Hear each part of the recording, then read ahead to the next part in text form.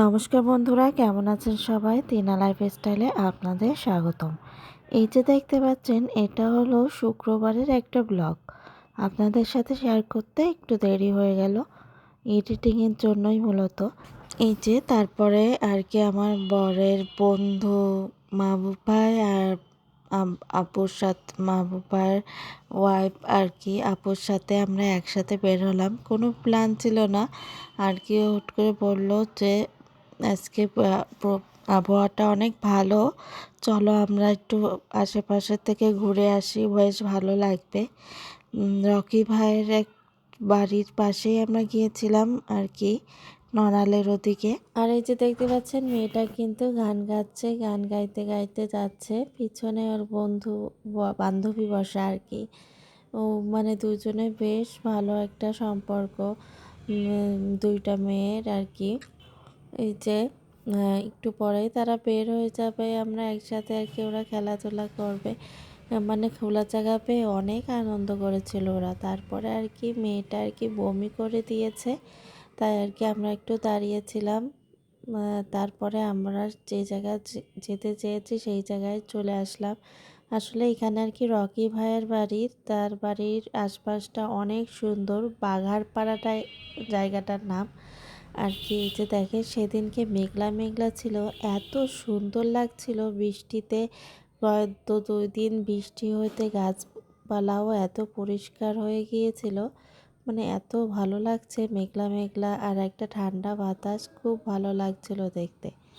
তাই আপনাদের সাথে একটু শেয়ার করছি, আপনাদের কেমন লাগছে ভিডিওটা দেখেন, কত সুন্দর লাগছে জায়গাটা, আর কত সুন্দর, মানে এত ভালো লাগছে, আমি মানে ভিডিওতেও আনতে পারছি না, আর আমি বলেও প্রকাশ করতে পারছি না যে এত সুন্দর লাগছে।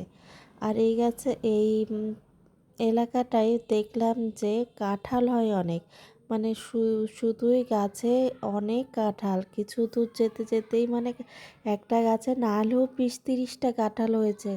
মানে খুবই মানে ভালো দেখা যাচ্ছিল, মানে এইখানে মনে হয় কাঁঠালটা বেশ ভালো হয়। এই যে আমরা এখানে এসে একটু দাঁড়িয়েছিলাম এই রাস্তার এইখানে রাস্তা, এখানে দাঁড়িয়ে তারা দুই বান্ধবী দেখেন একবার এখান থেকে দৌড়তে ওইখানে যাচ্ছে। হুটহাট চলে আসতে পারে, গাড়ি ভ্যান ট্যান এখানে চলাচল করে বেশি, তাই আমরাও ওদের পিছন পিছন দৌড়চ্ছিলাম। আর ওরা বাতাস পেয়ে, একটা ঠান্ডা বাতাস আর খোলা রাস্তা পেয়ে মানে খুব আনন্দ করছে, আনন্দে একদম নাচানাচি করছে। দুজনের আবার গল্প করছে, দুজনের কার বান্ধবী বন্ধু কয়জন, নাম কি, তারা আবার দুজনে শুনছে, দুজনের গল্প করছে। এই যে আপুর সাথে একটু ভিডিও করে নিচ্ছিলাম।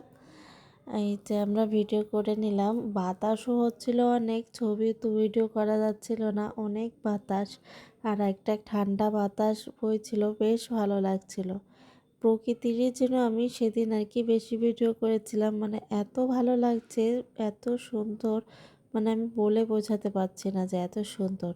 আর এই যে দেখেন রাস্তা, দুই পাশে আর কি জমি, আর দুই পাশের গাছগাছালি এত মানে সুন্দর দেখা যাচ্ছে, আর বাতাসটাও এত ভালো। এই আমরা গিয়েছিলাম 1টা-2টার দিকে, সেই সময় আর কি। আর এই যে রকি ভাইয়া আর এই যে মাহবুব ভাই, আমরা সব একসাথে এসেছিলাম, খুব সুন্দর একটা সময় কাটালাম দিনটা।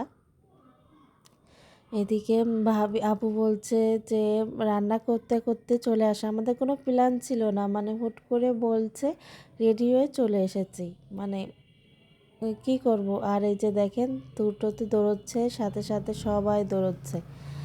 আর এই যে তারপরে আমরা এখন গাড়িতে উঠবো, ওইখানে একটা নাকি ইকো রিসর্ট টাইপের আছে, সেইখানে নিয়ে যাচ্ছে, সেইখানে যাব আমরা।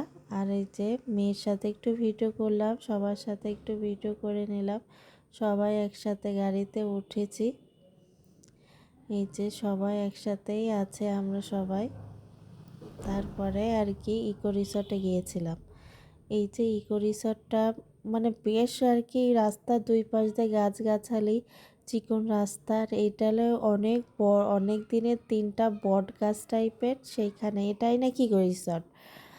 মানে গ্রাম বাংলার প্রাকৃতিক সৌন্দর্যই যেন বেশি সুন্দর লাগছে, ভালো লাগছে।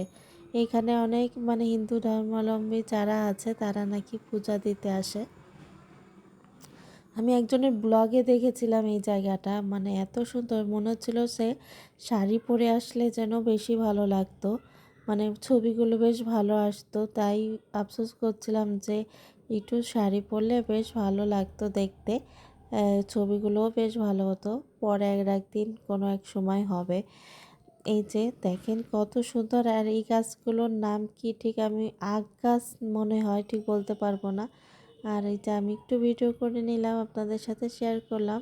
এখন আমরা যার ইচ্ছা ছিল, এখানে একটা কালী মন্দির আছে সেইখানে যাব, কিন্তু চিনি না, রকি ভাইও ঠিক বলতে পারছিল না, তাই আর কি আমরা যেতে পারিনি। এদিকে ছেলে